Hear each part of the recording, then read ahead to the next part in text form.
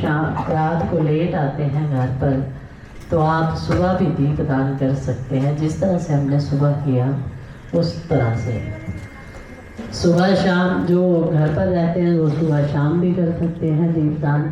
अगर एक समय करना है, एक समय जैसे आपको सुविधा लगे, तो दीप दान कार्तिक मास में सबसे ज़्यादा महत्वपूर्ण है।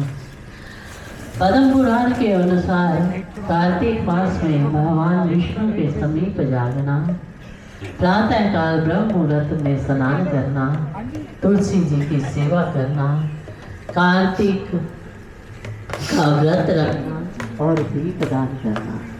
बार बार बदल रहा है। हरे कृष्ण। बार बार बदल रहा है। हरे कृष्ण। कार्तिक व्रत और दीप दान, ये 5 नियम हैं कार्तिक मास में। आप इनमें से नियमों का पालन करें। सारे नियम नहीं कर सकते, व्रत नहीं कर सकते, तो दीप दान करके एक नियम को पकड़ लें। जो मनुष्य भगवान विष्णु के नाम का गान करता है वह सहस्र गौदान का फल पाता है। भगवान के समक्ष नृत्य करने वाला समस्त तीर्थ स्नान का फल पाता है। कार्तिक में भगवान विष्णु को दूध से स्नान करवाने से हमारे पितर कोटि जन्म तक स्वर्ग में निवास करते हैं। कार्तिक में भगवान विष्णु को एक कमल अर्पित करने से करोड़ों जन्मों के पापों का नाश हो जाता है। ब्रह्मचर्य का पालन करें। कार्तिक में अपनी एक प्रिय खाद्य वस्तु का त्याग कर दें। जो आपको बहुत प्रिय हो उस वस्तु का, खाद्य वस्तु उसका त्याग कर दें 1 महीने के लिए। अगर आज से आप नियम करना चाहते हो तो आज से कर ले। उस वस्तु को पूरा महीना ना खाएं। अंत में जिस दिन पूर्णिमा है उस दिन भगवान को भोग लगाकर आप उसे खा सकते हैं। उड़द की दाल का इस महीने में निषेध है। उड़द की दाल किसी भी रूप में ना खाएं। जैसे डोसे में भी पड़ती है, उसमें वड़े में भी होती है, दही भल्ले हैं, मखनी दाल है, इन चीज़ों का सेवन नहीं करना चाहिए इस महीने में। कार्तिक में वस्त्र का दान करें, जूते का दान करें, कार्तिक में दीप का दान करें।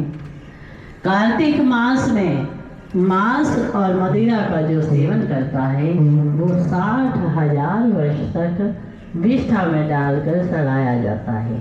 उसके बाद उसे राक्षस की योनि प्राप्त होती है। कार्तिक में अधिक से अधिक हरे नाम करें, अन्न दान करें, दीप दान करें और वैष्णव का संग करें। कार्तिक में जो दीप दान करना है उसकी विधि मैंने आपको बता दी।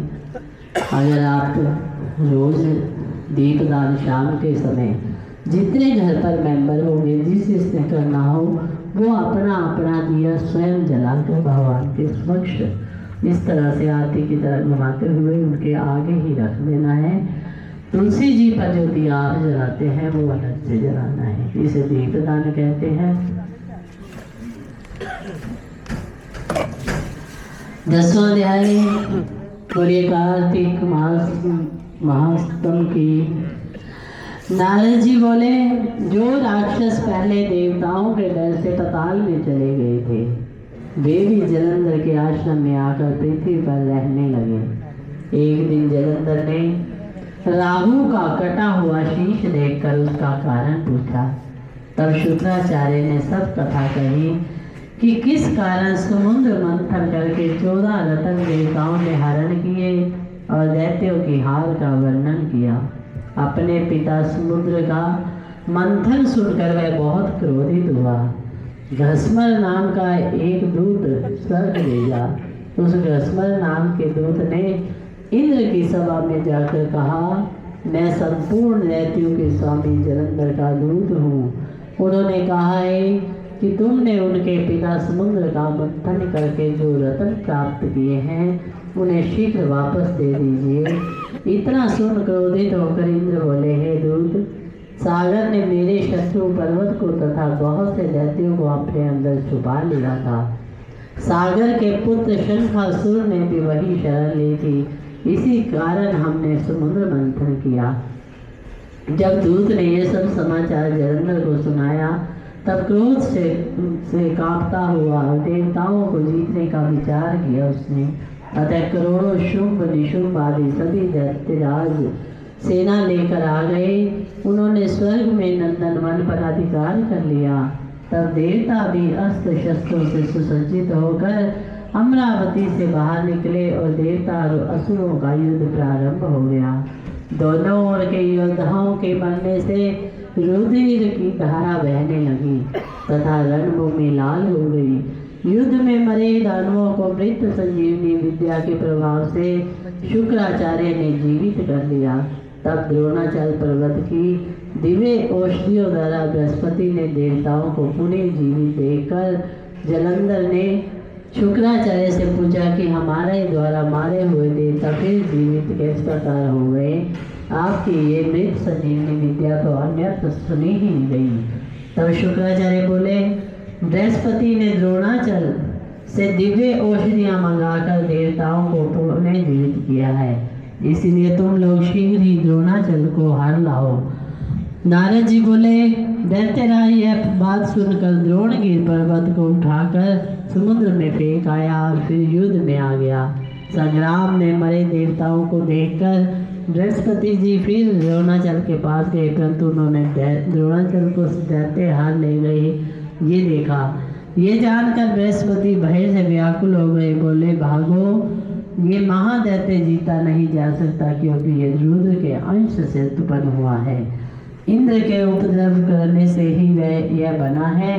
बृहस्पति की ये बात सुनकर देवता भय से विचलित होकर 10 दिशाओं में भाग गए। सागर पुत्र जलंधर ने देवताओं को भागता देख शंख ध्वनि के साथ अमरावतीपुरी में प्रवेश किया। उसके वहां जाने से इंद्र आदि देवता पीड़ित होकर सुमेरु पर्वत की गुफाओं में चले गए। इस प्रकार देवताओं को जीत वहाँ राज्य करने लगा। उसने शुंभ निशुंभ असुरों को पृथक पृथक स्थान पर नियत कर दिया और स्वयं सुमेरु पर्वत की ओर चला गया। बोलिए दामोदर भगवान की जय। बोलो कार्तिक मास महत्तम की जय। जय जय श्री राम। कल की प्रभात फेरी